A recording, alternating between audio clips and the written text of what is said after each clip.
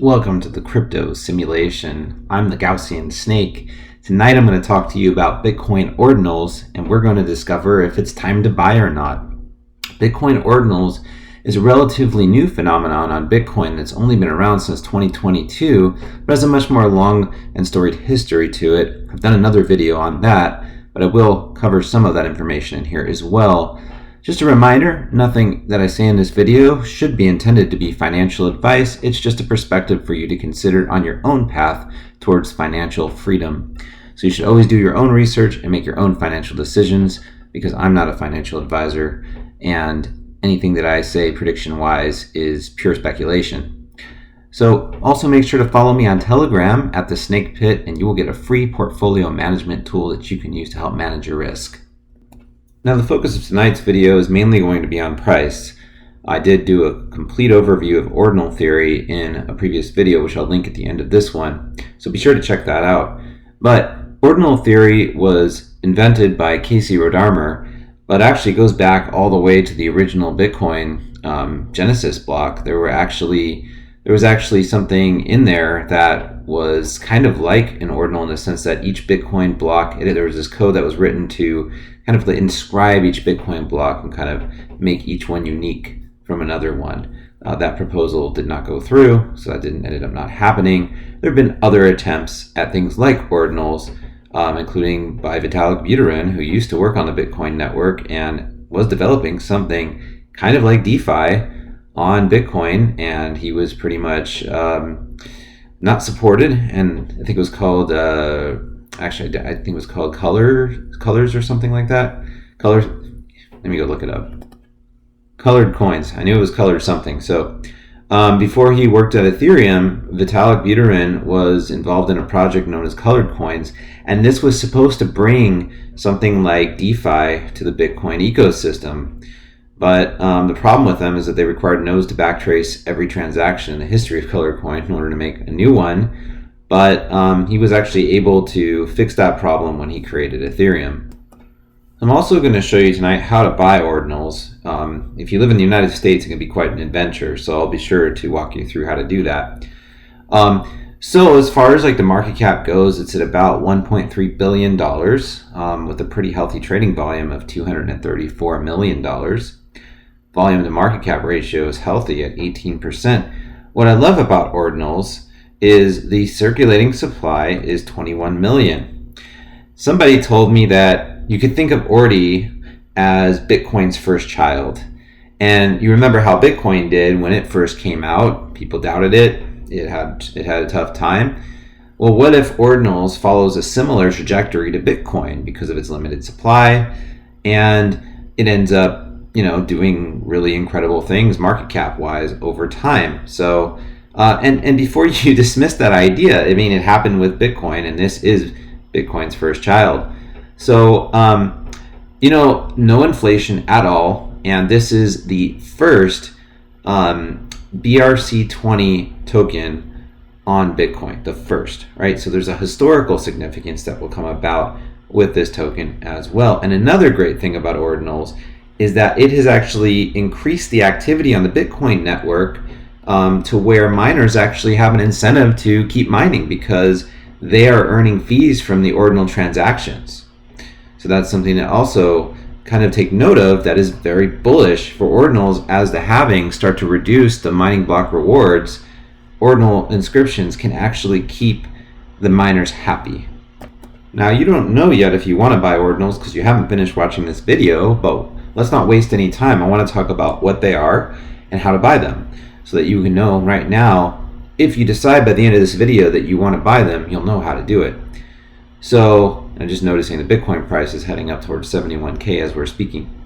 So in your Coinbase account or another centralized exchange, you're going to want to purchase some Bitcoin.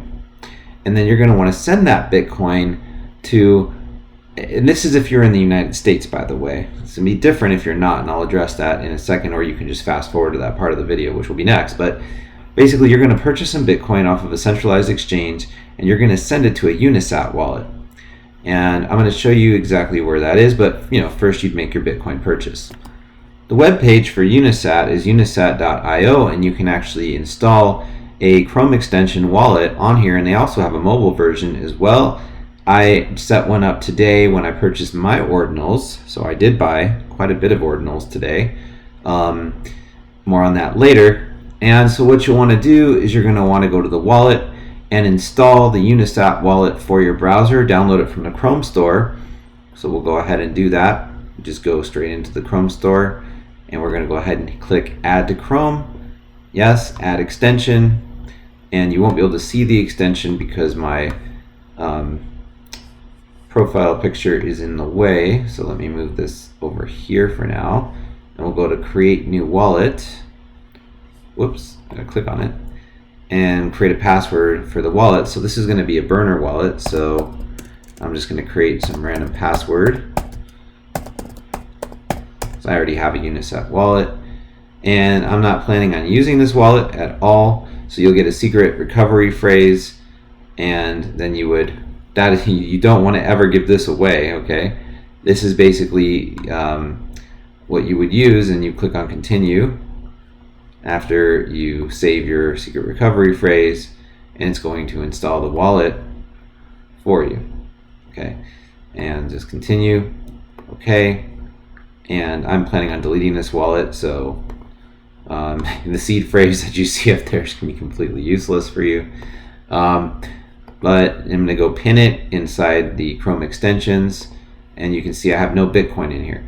Now this address right here is your Bitcoin address. You're going to copy this address, and then you're going to send, this is where you're going to send your Bitcoin over to this address. So let's go back to Coinbase. Okay, because I don't really want to reveal exactly how much Bitcoin I own or my financial details, and I can't create a burner Coinbase account. I mean my real Coinbase account, and we are going to kind of walk through how you would do this. So you would just go to your portfolio, click on Bitcoin, and then you'll see send and receive button, which is not pictured here, and then you'll see send, and you're going to want to send Bitcoin to, and this is where you're going to paste your Unisat wallet address. So let's go ahead and click on that.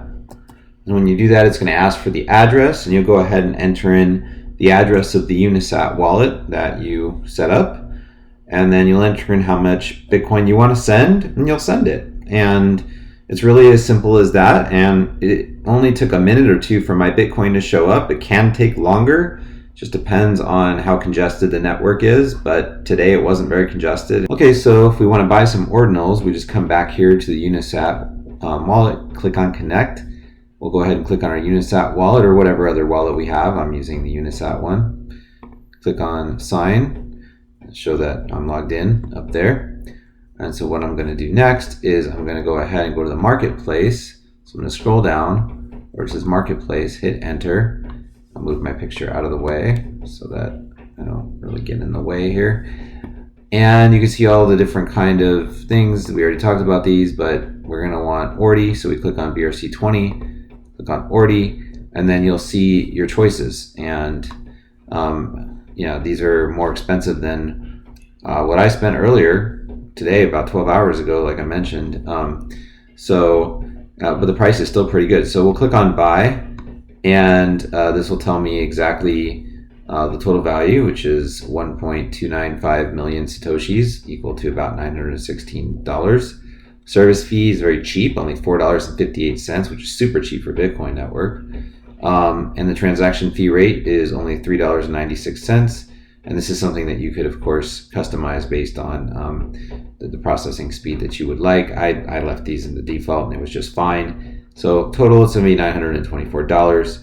I go ahead and click confirm, but since I don't have any Bitcoin in my wallet, because this is a dummy wallet, burner wallet that I will never use again, I'm going to just close this out. But basically, your sats would show up in your wallet. Just give me a moment, move this over. So it would show up right here, and then your ordinals would show up. Your ordinals would show up here with your remaining Bitcoin balance. And that's all there is to it. You can sell OTC as well if the price goes up and you want to flip it. So that's just something to show you how you can buy ordinals if you are in the United States. What if you're not in the United States? Well, I got good news for you. You've got all these choices of exchanges where you can buy ordinals. I'd be careful with KuCoin because I know there's some issues going on with them right now at the time of this video. But you've got Binance, HTX, OKX, Gate.io, Bybit, BingX, and a bunch of others. So probably easier to buy it off the exchange and cheaper too. But because I'm in the US, I'm forced to use the OTC route. While we're at it, I'll let you know that there's a Bitcoin Ordinals event going on in Los Angeles, California, tomorrow, Friday, March 29th. And if you want to reserve a spot, it's free.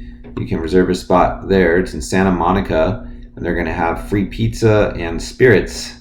And they're going to have all these different vendors, and Pizza Ninjas, which is a BRC20 OG, BitLayer, On-Chain Monkey, Ordinal Hive, even some Doge stuff there, and some comics. So yeah, I wish I could go to this, but I live too far away to be able to go. So maybe you can go and tell me how it was. If you're in LA, here's your Friday night plans. Actually, I think it's actually in the afternoon, but yeah, I'll be sure to put a link to this in the video description so you can sign up if you want to. I did a much more comprehensive overview to this question in my first video on ordinals, but just to remind you, what is an ordinal? It is an inscription on a Bitcoin. So, well, I should say you inscribe on ordinals. That's what you do. You inscribe on ordinals, and ordinals are basically, they're equivalent of NFTs or non-fungible tokens on the Bitcoin blockchain, although they're really not NFTs. They're different than NFTs, that, they're not smart contracts. Basically, every single Satoshi or Sat is given a serial number based on the order in which it was mined, and these things are what are called the ordinals. The numbers are the ordinals. But you're actually inscribing on a Satoshi, and there are 100, I believe there's 100 million Satoshis in a single Bitcoin. I explain this in a lot more detail again in my video that I did, that I'll link at the end of this one.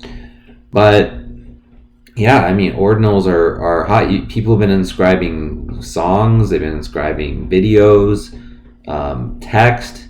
You can inscribe just about anything you can think of, games, and you can do it yourself if you have a little bit of coding knowledge. And there's actually people are inventing easier and easier ways to do it. So this is something I think that's going to really start to take off later in the year. Probably not that much later. I mean, the halving's coming up in a month, so we've got that. So yeah, I mean, it's exciting stuff. Be sure to watch my other video if you want to learn more about the technical details of ordinals. But right now, I'd like to get into the financial details. So ordinals had quite a run in October. It hasn't been around that long. This is just insane bullishness when you'd expect nothing less from Bitcoin's first child. So if we look at a measured move from bottom to top, actually I think this was technically a higher high right here. It's a 33x.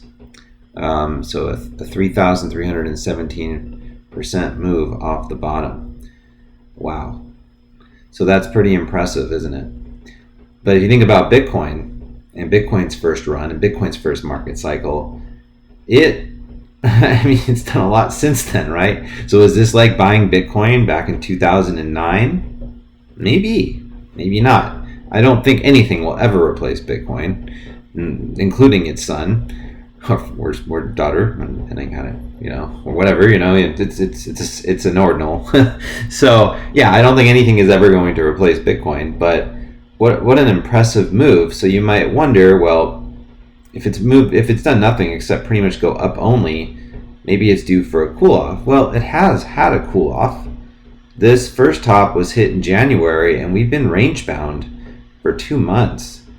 And in fact, we've been putting in a slightly higher high and a slightly higher low. So there's a little bit of trickery involved with analyzing this chart. At first glance, it looks bearish. You've got a double top, right? You've got this top here. Let me draw it in. You got this top right here, okay, and you got another top over here. It's a really ugly drawing, but you get the idea, right? So you've got a double top. Traditionally, from a TA perspective, those are bearish. So that's 1 point for the bears. But I think we need to take a closer look because, like I said, we do have higher high and higher lows forming, and this is on a weekly time frame, so it's going to be a lot stronger than something happening, say, on like a daily time frame or an hourly time frame. So we've got a point for the bulls and a point for the bears. Right now we're feeling a little bit neutral. So I'm switching over to daily candles, and I actually want to take a moment to zoom in to this chart, and I want to point out something else I noticed earlier before I did this video actually. We'll see if I can find it again as I kind of pull this out a little bit. Let's see how far I want to have this go. Right around there should be good. Okay, I pulled up the 6-hour time frame because I couldn't see it on the daily very well. Certainly not well enough to draw. But if you look at the 6 hours, sometimes big moves start on smaller time frames. Well, they always start on smaller time frames, and sometimes they just don't really amount to much. Now, I'm not drawing a happy face. This is an inverse head and shoulders. So let me point out the head. This is the head. This is the right shoulder, relative to being upside down, of course. And this is what looks like potentially a left shoulder forming. If this validates, and I can't say that it will, we've got the double top, which is bearish, and that's on a larger time frame, so we have to take that a little more seriously. However, on a smaller time frame, we have an inverse head and shoulders, which is extremely bullish. So, on a smaller time frame, we're extremely bullish. On a larger time frame, we're very bearish. A double top is one of the most bearish signals you can get. So you can see where I'm getting at with this. The TA on this is not going to be easy. So this is the point for the bulls, but we're going to need to see some more evidence that the bulls can, get somewhere, and the floor doesn't just fall out from underneath us and this pattern gets invalidated. So let's continue analyzing this till we can come to a good conclusion so you can make the right financial decision for yourself. It's possible that my purchase earlier today, I think my average cost basis was around $65, which is higher than so you might be able to get a better price if you're on the spot market, right, than OTC. OTC is more expensive, but that's just how it is in the US. So yeah, I mean, the price hasn't really changed that much on the spot market since I last looked at this. I think this is off of OKX. So yeah, I mean, the price seems to be about the same as it was before. Yeah.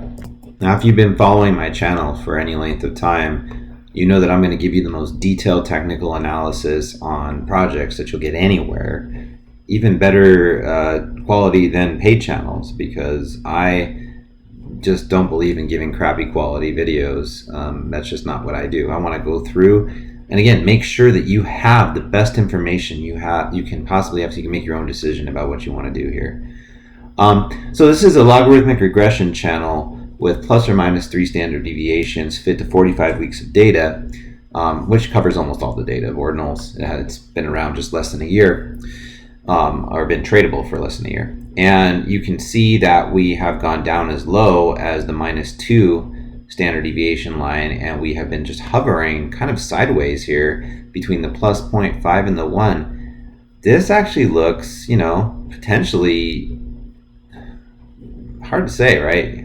I want to say bullish, but I really can't say that for sure. Yeah, I don't know. Kind of neutral to me. Maybe that's the most honest answer I can give. So this is neither a point for the bulls nor the bears. We do know that projects like to spend time around their logarithmic regression median lines, but this thing hasn't really gone that high yet. So could it go up further? You can almost sense that this is going to have some kind of major huge bullish move at some point. I can almost feel it just looking at this chart. Hey, look, a cup and a handle. Don't take that to the bank. One thing I can tell you though is that the weighted logarithmic Bollinger Bands are pointing to a huge move coming, a massive move coming soon.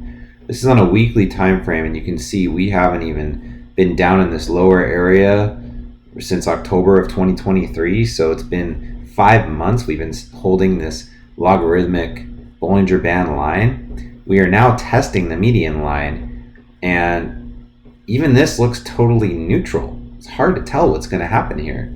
Are we going to break down, or are we going to break up? We're going to break one way or the other. It's building towards something. Truthfully, I don't know. I can't look at this and give you an answer. I truthfully do not know. This looks so neutral. So we're going to have to look at other indicators. Now, if we pull up some fibs, we can see if I go from the first opening availability of the token on this exchange down to the swing low of about just under $3, you can see that we blasted right through all these fibs. I mean, we just went through one after another, straight to the one. So this all-time high didn't last very long, and we are now kind of hovering around the 1.618. If we were to look higher, the 2.618 is at $315.78, which would be, what's the math on that? Like, you know, a 7x move roughly from where we are. 6x? No, my arithmetic is not the best. No, more like a 5 to 6x, on the closer to 5. Okay, so 5 or 6x. You go to the 3.618. That's at $1,914, and the 4.236 is at almost $6,000. Now, I'm not saying it's going to reach these values, but just be aware of where the fibs are. Another thing I'd like to pull up is the VRVP, Visible Range Volume Profile, because that will give us an idea, should ordinals fall, should we fail to hold the 1.618 and kind of fall through here, what would be a reasonable stopping place for our fall? Lo and behold, the 1.618, which is sitting around $53, $54. So it's possible that that's as far down as we go. If we should fail to hold the $50 level, however, watch out. There's a little bit of volume support at 47, 48, but look at, there's almost no volume support from about $26 up to $51. So if we can't hold this area, which there is support building, and this is weekly support, so this tends, you know, this is decent support. I mean, Bitcoin managed to hold support like this, but should Bitcoin collapse, ordinals will probably collapse along with it, and I don't know if that's going to happen. Honestly, Bitcoin could just rocket straight through to the halving, you know, for all we know. This is your next area, and I don't expect this to break. So this would be sort of your safe zone of $27 sort of being the top, and I honestly, I don't see it going below that, maybe $23. That's corresponding to this region of horizontal support. It's possible that doesn't happen at all, though, and that we hold the 1.618. So this really is neither bullish nor bearish. Again, it's kind of leaning neutral. So it's just a really hard read on this chart, really hard read. Let's discuss potential outcomes. How far have we fallen already? Where our price is right now, we've fallen about 37%. For a $1 billion market cap, a 37% correction is, you know, in my mind, not a lot. But what if we were to go down to the major volume support area? That would be about a 50% correction. And if we head down to the brick wall volume support, that puts you at closer to a 75% correction. So look, it could get that. I mean, and if things get really bad, then you're talking like an 88% correction, but I don't see that. I think that's foolish to make a bet on that happening. I could absolutely see us testing this region. I would say this is kind of your worst case scenario in my opinion, which, you know, is around the 1 fib. Of course, we'll probably have to draw new fibs if this thing starts to confirm a downtrend. Well, we'll use this as the local top, but doing that right now wouldn't make any sense. Man, you can see the big move coming from a mile away. Look at that contracting volume, and technically it's still an uptrend, right? I mean, it's still got that uptrend going for it. Okay, so you've got price increasing, volume decreasing, sell volume decreasing. Who knows where this is going to go? Who knows? But this is you know, this is a hard one to read. That's all I can say. I'm gonna have to look at more indicators. So I'm gonna actually head straight for the Trix bubble, because the Trix bubble has proven to be a very reliable indicator of what's going on in the short term and where things may be going. It does not look good. Okay, so this is the 5-week SMA. This is, I believe, the 7.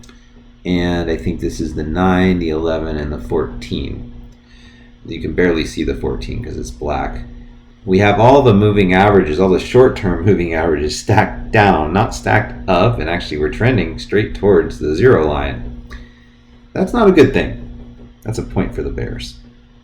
So this is the ATR, average true range. You can see a very impressive move all the way from October straight through March, and now a pretty convincing start of a top. This is bearish. This is not bullish. Now this could reverse, but I'm going to go with bearish on this one, so another point for the bears. Well, the stochastic oscillator does currently look bearish, but I guess the good thing is it's getting down to some pretty low levels. And we are seeing a kink in the green, which can be a sign of a coming reversal. So while this is still somewhat bearish, it just depends on how far down this goes. You can see other times we have reduced the slope of our stochastic oscillator. That usually meant some kind of reversal. Now it could be a short-term bounce because we are putting in lower highs and lower lows. So this trend overall, really since late November, has been somewhat bearish, with of course bullish spikes, just indicating that bullish momentum that happened in October just could not be sustained. It just went up way too fast.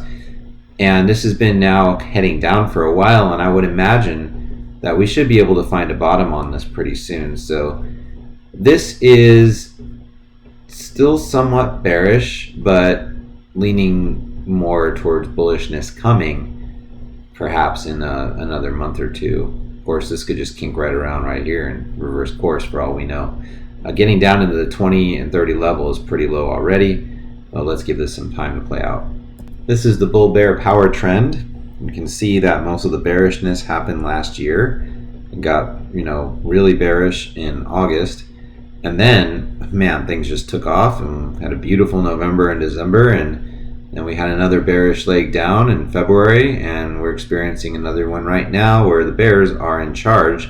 They were most in charge. This is on a daily time frame because the weekly there's not enough data. Asset hasn't been around long enough. But on March 21st, this looks like it may have been a top or a bottom. So that would be bullish, because that would indicate that what we're seeing here is a stabilization of this asset at these higher prices. Let me explain why I'm saying that. Is if this is a top, and it's probable that it is based on the fact that these red histogram bars are not coming in quite as strong. Of course, this could be invalidated very easily with another wave of red, but right now it does appear like we may be putting in some kind of bottom. We'll have to revisit this, of course, because there's no guarantee that this holds, but this would be a point for the bulls. You can see on the beam risk metric, we were undervalued for most of 2023. The inflection happening in November, and I mean, really the move up started in October, but this is where we hit our first peak on the beam of around 0.55 risk, took a dip down to 0.396, and then we rocketed all the way up to basically 0.8 risk.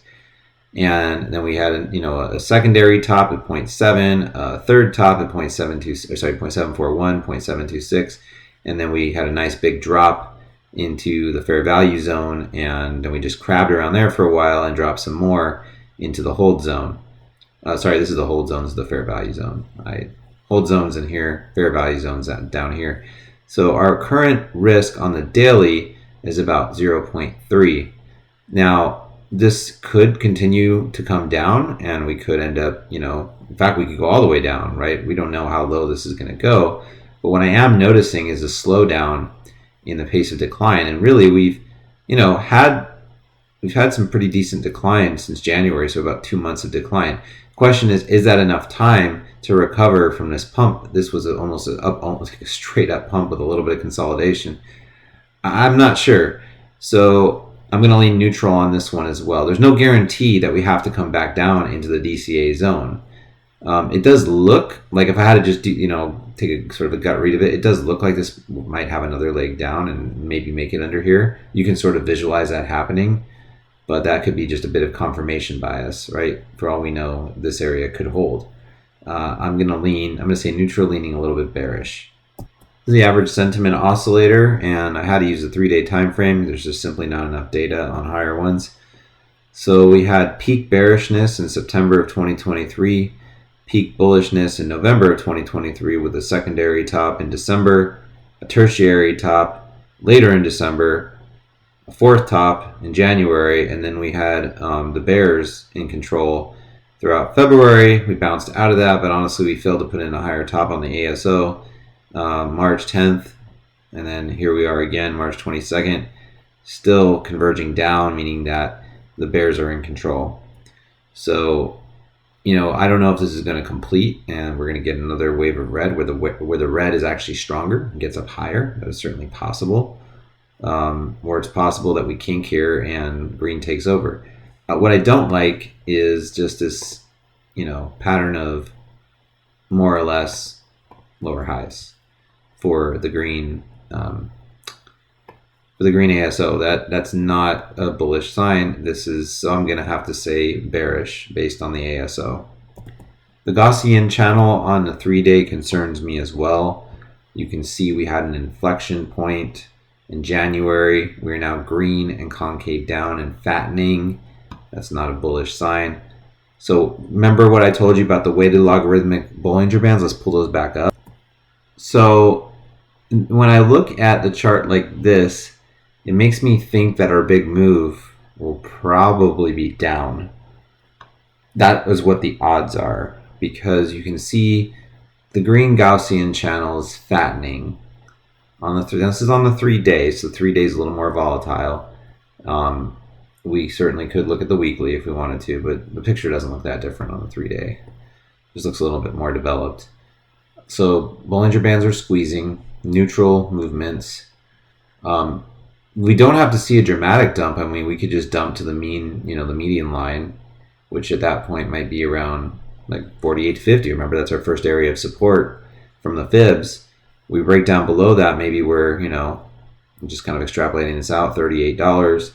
If the Gaussian turns red and rolls over, that could be bad, and that could send us into that zone right over here, this horizontal support zone. So, if I were to draw a rectangle to indicate that zone, that's right here. So that's an area that it's probably a little too far down. $20 to $26 is an area I'd probably be watching if this breaks down. So one potential path that this could take, if I were to draw this out, I'm just looking for my line, and I'm just terrible at remembering where these things are. So I think it might be here. Yeah, here's the arrow. So if this were to break down, it is certainly within the realm of possibility that maybe we test the top of this region. That could happen and actually looks very sensible. That would flip this Gaussian channel red for a little while, and maybe we have to build out some more volume support in this area. That is not going to feel very good for me, having just bought some of this asset, but it was a risk that I took. It was absolutely the risk that I took. That seems to be the most likely situation, just based on my gut feeling of what I'm seeing in the charts. Sucks for me, right? But that's just probability. It's not guaranteed to happen. Just looks like something big is about to happen here because of the squeezing. How are the moving averages looking? Honestly, not great. Not great at all. We've been fighting to hold the 20-day, this is the 20-day SMA, for quite some time, and we fell through, bounced, which is normal to do, tested, we fell through not only the 20-day, but also the 50-day, tested it as resistance. It held, and then we got above it briefly, but that was no good. And then we got above everything for one last hurrah and sliced through 3 moving averages.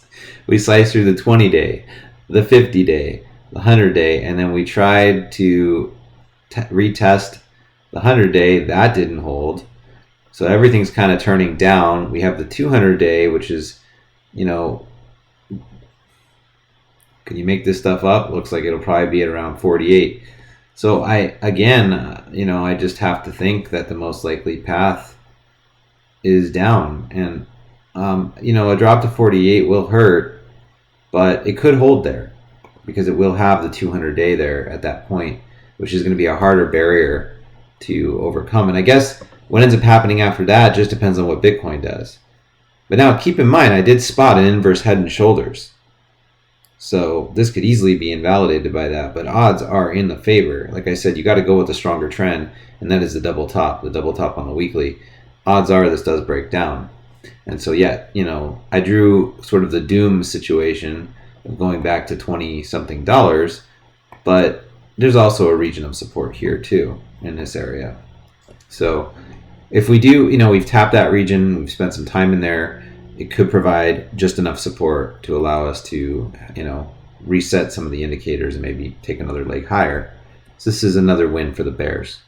This is another moving average I haven't used on this channel before called the Gunnar EMA, and it marks turning points in the market. And you can see when we are able to hold the green and the red, that is as bullish as can be. Holding the red is still bullish. And then you can see we started to kind of have some trouble. We fell below, and we've just been chopping around. And yet again, we tried to get above the green. We didn't fail to hold it. So unfortunately, this is also a win for the bears. This is the Northern Lights wave trend indicator. It also looks a little bit bearish. There's actually a red dot that printed in here indicating bearish divergence. Kernel moving average has been pretty much flat. I don't like the way this looks, to be honest with you. Now, what I do like, and what I am seeing here, see we printed a bullish divergence over here. I am enjoying seeing that maybe there's, you know, the chance of putting in a higher low. So if the asset drops, if ORDI drops, you know, from here, maybe we can find a floor somewhere on this. You know, maybe we can come down here and then print a green dot at some point to send us back up. So yeah, I could have used the path drawing tool, but I didn't. So yeah, it's not looking so great. I'm thinking this is probably going to roll over. That's the odds. Again, a win for the bears. RSI and stochastic RSI look bearish. You've got the RSI just putting in lower high after lower high. Stochastic is just almost turned straight down, and it looks like it wants to come down lower. So this, you know, this trend here, and some of you may know, you know, we have a rise. This could be a rising wedge, right? And that is not generally a bullish thing. And you know what happens from those is usually a breakdown, not a break up. So we could just come straight in here and break down, and I imagine we'll back test it. I should have got my path drawing tool out, but whatever. Maybe we back test it and then fall into, it's hard to say exactly where this ends, but you know, I'll stick conservative for now and say we can fall into that first support zone, and there's a chance that we go even lower than that. There's a chance, okay, we bounce there or crab there for a little while, you know, and maybe it holds, maybe it doesn't. Maybe we have to fall further. I don't know. The double top is very bearish, so it's hard to say exactly how much this needs to come down. We'll just have to kind of track that, but I don't get good vibes from looking at this RSI and stochastic. So I think I've seen enough. I think we've seen enough indicators where we can pretty much say what a reasonable forecast is for this asset.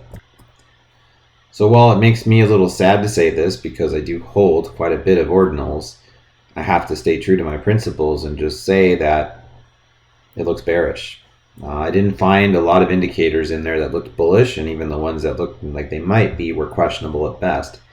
So for my analysis of the ordinals chart, I'm going to say that it is most likely going to, price is most likely going to fall. There's no guarantee that happens, but that is what I'm thinking is most likely. So why did I buy it today if the indicators look so bad? Why was I spending $65 when I could have just waited maybe a week or two and spend $45 or $50 or potentially $20 to $25? And you know, the answer to that is slightly embarrassing. So I've been looking at ordinals. I've been wanting a position in ordinals for a while, but I felt like the price was too high because I saw it like near $100 or whatever the high was. I've seen it at those high levels, and I saw it just shooting straight up. I had the opportunity to buy it around 30 last year, and I didn't because, again, I saw that, you know, up movement, and I have a rule about not chasing gains. But these things can take a while to play out, and ordinals ended up going much higher than I thought it would. and it's remained higher than I thought it would. Now, last night I was looking at an Ordinals chart. Somehow, whatever I saw looked bullish to me. I think I was looking at it on a different time frame, thinking that it was the weekly time frame when it was in fact a lower time frame. And I stuck with that, and I went ahead and I bought the Ordinals, and I felt really good about myself until I took a look at the chart later and realized, you know what, this doesn't look so great. But I owed it to myself, and I owed it to the people in my snake pit and to you to do an honest deep dive like I would do with any crypto project. And it's humbling, because here I am with a big bag of Ordinals, and I can't really recommend to you that you buy it at this level. And that makes me sad, because I'm really passionate about this project. You know, I got heavily into Dogecoin Ordinals. I've enjoyed Bitcoin Ordinals and everything that's been coming out on there. And I'm actually going to show you one other thing that's coming out soon. But I can't in good conscience recommend you buy it at this level. You're certainly welcome to if you want to. But I think there's a pretty good chance that we're going to hit the $45 to $50 level. At that point, we'll have to look at where the beam risk is. But if the risk has gone under 0.2, I think it could be a reasonable area to start some DCAs. I wouldn't shove a bunch of money into it there, but I would look at it every single day and see what the price is doing, look at the indicators that I just showed you, pull those up on your own trading view, and you know, you can tell when things are starting to turn around. Does the chart look heavy to you? Ordinals does look kind of heavy when you look at the chart. So this is not financial advice. I'm not telling you have to wait, but I'm saying it probably is a good idea if you wait and just kind of track this on a day-to-day basis. Now, if that inverse head and shoulders plays out, me telling you to wait is going to end up, well, if you listen to me, to what I'm saying, and you see that inverse head and shoulders, which was a big point for the bulls, then you could miss out. But when you look at things, you know, it was like the bears clearly won, right? It wasn't even a battle. So I'm looking at that inverse head and shoulders and thinking, yeah, price might go up, you know, maybe for a little bit, but the odds are it's going to come down. So let's see how this video ages. Let's see if the price of Ordinals does come down, and if it does, you know, let me know if you end up buying any in that $45 to $50 area, and maybe you get lucky and it goes down even further to the we'll say $25 to $30 area. I can't really see it going much lower than that, honestly.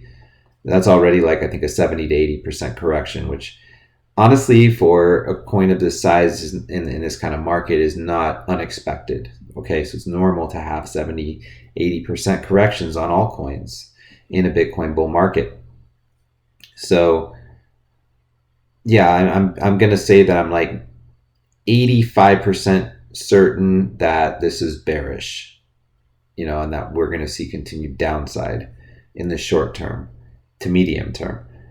15% bullish, thinking that the inverse head and shoulders and a few other things we saw could play out, sending price unexpectedly higher.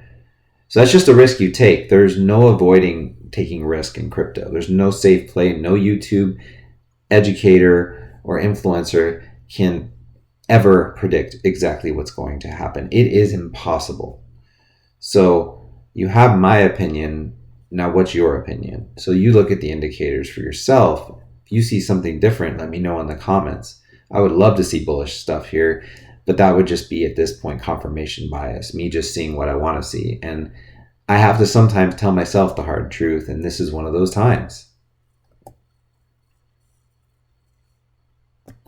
Now, something that I am bullish about is that there is the world's first Bitcoin DEX is coming soon. It's called Satoshi DEX, and I can't buy it because look what happens when I try to join the pre-sale.